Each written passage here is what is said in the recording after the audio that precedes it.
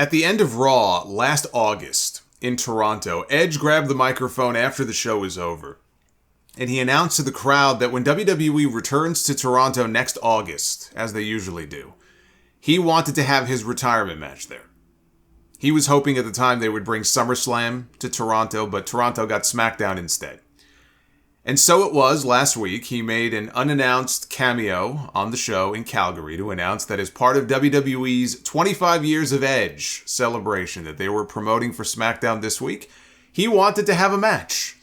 And the man that he wanted to wrestle was Sheamus, who is a very good friend of his, who helped him train for his big comeback 3 years ago, and is somebody who he never had a singles match with before. For all the years they spent together working in WWE, they never wrestled one-on-one. But even, after he made that announcement, and there was no mention of, this is going to be my last match, but that became the conversation online because people remembered what Edge had said last summer. But it never felt like we were headed for his final match this week. And they never promoted it as his final match.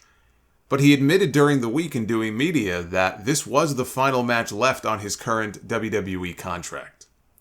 And now it appears there's at least a decent chance that Edge may have just wrestled his final match, at least in a WWE ring. But they were promoting 25 years of Edge. They were playing various Edge moments throughout the entire show on Friday night. And the main event was Edge against Sheamus. And Edge came out, obviously, to a great ovation. His family was in the front row, Beth Phoenix and his daughters, Lyric and Ruby. And they had a 20-minute long, very good main event match. Sheamus had Edge in the Texas Cloverleaf coming out of the final commercial break. They showed his family at ringside. Beth was all emotional looking on, and he was able to break free from the hold. Got Sheamus into a crossface. Sheamus got to the ropes. Sheamus then pulled himself up to the top rope. Edge was quick to head in there for the attack. He joined Sheamus up on the ropes, hit a superplex, immediately followed up with an execution. I thought he was going for the Seth Rollins superplex into a Falcon Arrow, but he hit an execution for a near fall. So now the crowd is chanting, "You still got it, Adam." Edge climbs to the top rope. Sheamus met him up there, took him down with a white noise, and then he hit a Celtic cross. His razor's edge. Got a close near fall. And then Sheamus, he followed up with the clubs to the chest. Edge got to his feet, took him down with a lariat. He went for a spear. Sheamus, though, got a knee strike, and then he hit a brogue kick. Immediately went for the pin, and Edge kicked out. He kicked out of one of the most protected finishes in the entire company. The brogue kick and, of all things, Baron Corbin's End of Days are the two most protected moves in this company today. The only person I can remember kicking out of the End of Days, I think, was Drew McIntyre at WrestleMania. And Sheamus, he's delivered probably 1,000+ brogue kicks in his career. Very few times has he quickly followed up for a pin and not gotten the 3 count. So that got a reaction out of the crowd. He went for a second brogue. He missed it. Edge followed up with a spear. He got a near fall. And then he hit a second spear. And he pinned Sheamus in 20 minutes. And they shot off Edge's pyro when the match was over. And his family, they were in tears in the front row. And then Sheamus and Edge, they embraced when the match was over. And they rushed off the air. They rushed off the air a little too quickly. But at least they got the embrace in before they went off the air. Like I said, a very good match in front of a hot crowd in Toronto. It did not come at a big stadium event in front of 75,000 people. It did not come at a WrestleMania. And it had a couple of commercial breaks in there to break things up. But if that was Edge's last match, and I don't believe that it is. If you put me on the spot, do I think Edge has wrestled his last match? No, I don't believe he has. But if it ends up being so, then I think he went out on a high note. He got to go out with one of the better matches that he's had this run. In the ring, in Toronto, with a veteran that he never got to work with before, and who he considers a very good friend. And how about this stat? In 2023, in possibly his final match, 25 years after his debut, Edge main evented SmackDown, while Christian Cage main evented Collision the very next night. Edge and Christian headlining for 2 different promotions on live television back-to-back nights. Now, after Smackdown went off the air, Edge addressed the live crowd as he did last year after that Raw show. And he said, "I don't know what the future holds. I really don't. I gotta sit home this week, lick my wounds, talk to my family, and see what they want me to do. But what I can say is that this is my last one in front of all of you," referring to Toronto. "I don't think I can do another full run to get here again for another match. I'm just being honest with you. But don't let that be a downer, because what an experience you all gave me. I will never forget it. I will never forget it. And when I am 84 years old and I don't remember much, I'm damn sure going to remember this. Thank you." Could he go to AEW? That has been a hot question all week long.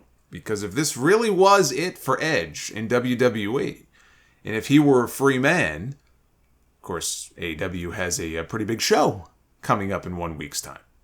And there are said to be people in AEW that think Edge coming in is a real possibility. Those close to him claimed earlier this year that the idea of him working in AEW is not as out there as one might think. And obviously he has friends there with Christian and FTR, and I'm sure a lot of other people as well. And look, the idea of him tagging one last time with Christian against the Hardys or the Young Bucks or FTR, I can see where that would definitely have appeal. But could he appear at Wembley Stadium for All In? The answer is no. That is not possible. At least not if Edge himself is to be believed, unless he's swerving everybody. The answer is no. He called into a sports radio station in Toronto this week, and he said that his WWE contract expires at the end of September. So the number of matches that he was obligated to may be over. Like Bill Goldberg often talked about how many matches he had left on his deal. So the number of matches that Edge was contracted to might be over, but he is still contractually bound to the company for another 6 weeks or so. But after that, it genuinely sounds like he does not know what he wants to do, and he just hasn't made up his mind yet. He came close to going to AEW 4 years ago, or at least came close to the extent that he had a conversation with Tony Khan and they made him an offer 4 years ago. Very lucrative offer. And that was even before they knew if Edge could wrestle again. He wasn't actually cleared yet to wrestle, but I remember reading it was some kind of offer for him to come in and be, basically like an agent, but also wrestle the occasional match here and there. He wouldn't be back full time or anything. And out of loyalty, Edge went to Vince McMahon to let him know about this offer that had been presented to him, which is when Vince said, if you are going to come back to wrestle, it's not going to be for them, it's going to be right here in WWE. And they worked out a sweetheart deal for him to come back. The man missed 9 years of his career after being told that he would never be cleared again, and all it took was one offer from Tony Khan to get Edge back into a ring in WWE. It's funny. It is funny how that works. So the two sides have spoken before, but Edge has been very loyal to WWE for a very long time.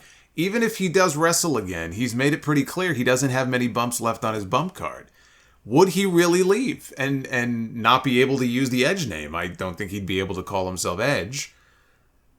Maybe if he calls himself Edgy, maybe there's a way to get around it.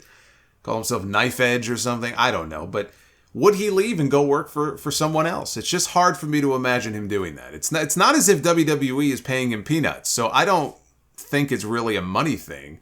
He's going to get paid well no matter who he signs with. But whatever decision he makes, he has not made it yet. So we're going to have to just wait and see. All In, though, is not a possibility. But have we seen Edge's last match? There is no definitive answer to that question. If Edge really is done, let's assume he's done. He decides, I've had enough. Yeah, it wasn't a pay-per-view, but Toronto, Sheamus, main event, live Smackdown, great match, didn't get hurt. Fine way for me to go out. As far as his place in history, he's a tough guy to rank. I don't think he's overrated, but I also don't think he's underrated. And for me, on his own, he's not a top 10 guy all time. Probably not even top 20. But that's not necessarily a bad thing. I mean, if I ranked Edge as top 30 in WWE history, or even somewhere between 30 and 40, which honestly I think sounds reasonable, that's still a great place to be when you consider all of the names and all of the people that have worked for this company and all the legendary names that have worked for this company. If he was the 30th best of all time, or number 28 or number 34, it's not a bad place for him to be. but I just don't have him in that elite top category when it comes to like in ring or draws or some of the criteria that you would generally judge different talents by. There are plenty of guys who are better than him, even if they didn't win as many championships. That stuff doesn't mean as much to me when it comes to ranking these people, because when you're comparing eras, guys 30 years ago, they didn't have as many title reigns as the Stars did coming out of the Attitude Era, when they were playing hot potato with a lot of those titles. You were getting title changes in matches that were being hot-shotted on television every single week.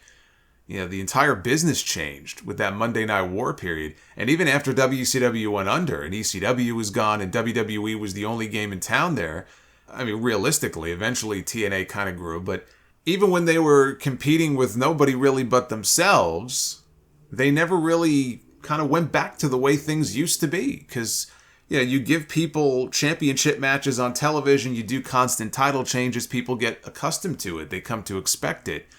And also, back in the day, you go back to the golden era and the days of Hogan and Savage and even Brett and Shawn and all that in the early part of the 90s, pretty much, and then things started to change. You didn't have the weekly live television like they do today, where you constantly have to be coming up with things to do. It was very rare to see a title change on TV, and there were a lot of champions who would hold titles for very long periods of time. That's why right now it feels like WWE, they're trying to actively reorient the audience or re-educate the audience in a way. Because we've had this Roman Reigns run of like 3 years as champion, and Gunther is about to break the record as the longest reigning Intercontinental Champion of all time. Bianca Belair became the longest reigning women's champion since the Great Moolah in WWE with that Raw Women's title run that she was on. These are things that we aren't really used to seeing in WWE, these long, extended title runs. You had Punk's 434-day reign, but not a lot of title runs like the ones that we're seeing today. So again, we're kind of comparing eras, and it's a little unfair in that regard, I think, to say, well, Edge is a fucking 20-time champion. How could he not be in the top 10? Because that doesn't really mean much to me. In the grand scheme of things, the way that I would be ranking this, that doesn't really mean much to me. And also, keep in mind, by the way, that Edge is, yes, he's a multiple-time world champion, but he never held on to any of them for a very long time. I think his longest world title reign was maybe 3 or 4 months of all the ones that he ever had. Maybe 3.5 months.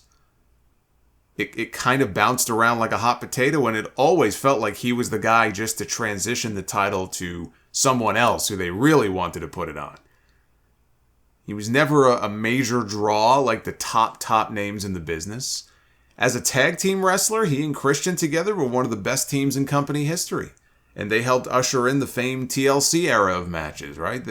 There was a tag team resurgence in the late 90s, early 2000s in WWE that they were a very big part of. And in many ways, they helped spearhead with the Hardys and the Dudleys. He was part of the famous Smackdown 6 in 2002. He was someone who benefited greatly from the early days of the brand split. If there wasn't one, I don't think he would have enjoyed... I don't want to say he never would have been a world champion, but he damn sure would not have had as many world titles as he did. Not with Cena and Batista as the chosen ones. And then you add in guys like Triple H and Shawn Michaels who were still working on top. So he was a beneficiary in the earlier days of the brand split. I think him retiring early and being gone for 9 years definitely hurt, because he still had a lot of prime years left were it not for the neck injury. 9 years is a long chunk of time to miss. And he wasn't that old when he had to retire. So by now, maybe I'd feel differently if he had 9 years worth of additional matches and feuds and pay-per-view main events and title runs, and who knows. But 9 years is a very long time, that he missed. His return at the Royal Rumble in 2020 is an all-time moment. And he did have some really good matches during this run with Seth Rollins and Roman Reigns, and this one with Sheamus. I thought his WrestleMania match with AJ Styles was very disappointing. 10 years earlier, those two would have tore it up. But I was actually pretty disappointed by their run. But he's had an incredible career, regardless of where he ranks. And if this really is it for him and he wants Toronto to be his swan song, I'm happy he got to go out the way that he wanted to, healthy and on his own terms, which is very different than how his career ended in 2011.